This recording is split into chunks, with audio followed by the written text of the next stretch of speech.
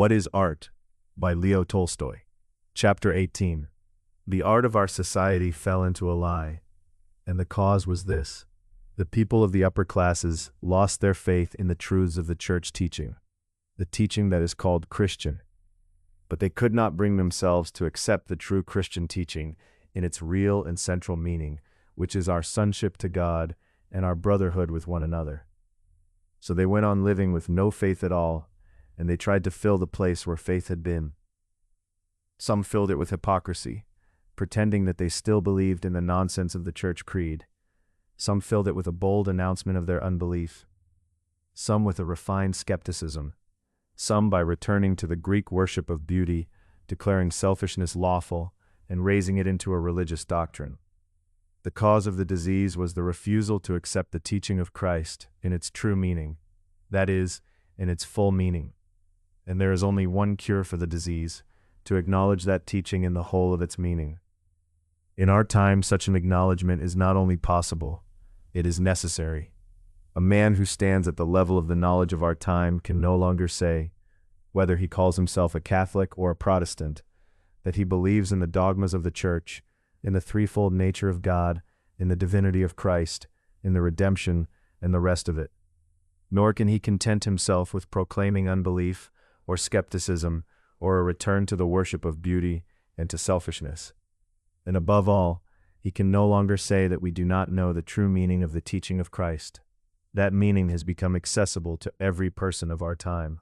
More than that, the whole life of the people of our time is soaked in the spirit of that teaching, and is guided by it consciously and unconsciously. The people of our Christian world define the destiny of man in many different forms. Some see it in the progress of humanity, in whatever sense they take the word. Some see it in the union of all people in a socialist state or in a commune. Some see it in a world federation. Some see it in union with a fantastic Christ, or in the gathering of humanity under the single leadership of the Church. But however various these definitions of the purpose of human life may be in their form, all the people of our time agree that the destiny of man is the good, and they agree that the highest good of life available to people in our world is reached through their union with one another.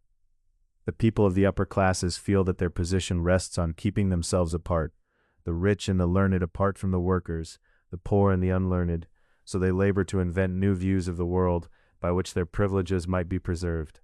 Now it is the ideal of a return to antiquity, now mysticism, now the cult of the Superman.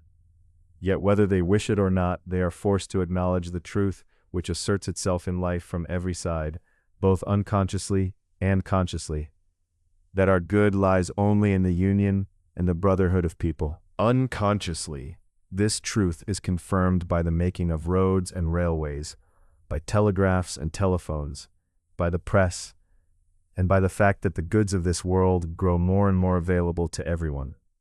Consciously, it is confirmed by the destruction of the superstitions that divide people, by the spread of the truths of knowledge, and by the expression of the ideal of human brotherhood in the best works of art of our time. Art is a spiritual organ of human life, and it cannot be destroyed.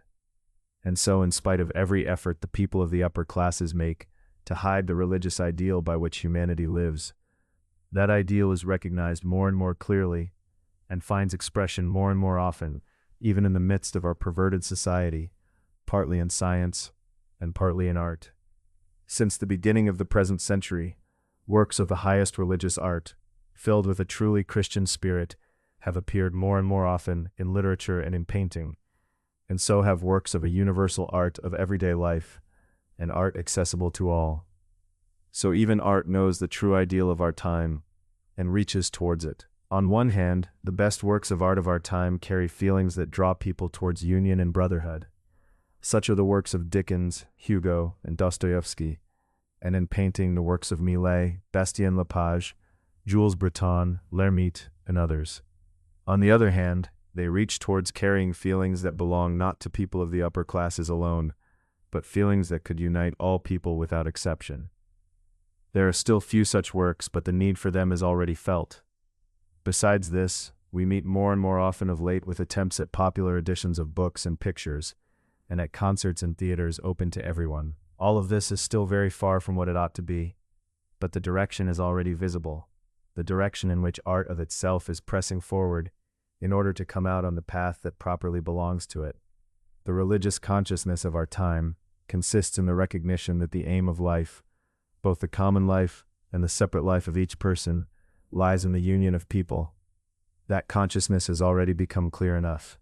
The people of our time need only to throw away the false theory of beauty, the theory by which pleasure is taken to be the aim of art, and then the religious consciousness will naturally become the guide of the art of our time. And as soon as the religious consciousness, which already guides the life of the people of our time unconsciously, is consciously acknowledged by them, the division of art into an art of the lower classes and an art of the upper classes will destroy itself. There will be one common brotherly art, and then of itself, two things will be thrown aside. The art that carries feelings out of keeping with the religious consciousness of our time, feelings that do not unite people but divide them. Second, that insignificant exclusive art, which now holds an importance it has no right to. And as soon as this happens, art will at once cease to be what it has been of late, a means of coarsening and corrupting people, and it will become what it always was and always ought to be, a means by which humanity moves towards union and towards the good. Dreadful as it is to say, what has happened to the art of our circle and our time is what happens to a woman who takes the attractions of her womanhood, which are meant for motherhood, and sells them for the pleasure of those who are tempted by such pleasures. The art of our time and our circle has become a prostitute, and the comparison holds down to the smallest detail. It is bound to no season, as she is bound to none. It is always decked out, as she is. It is always for sale, as she is, and like her, it is enticing, and it destroys. A real work of art can arise in the soul of an artist only now and then, as the fruit of the life he has lived, in the same way that a child is conceived by its mother.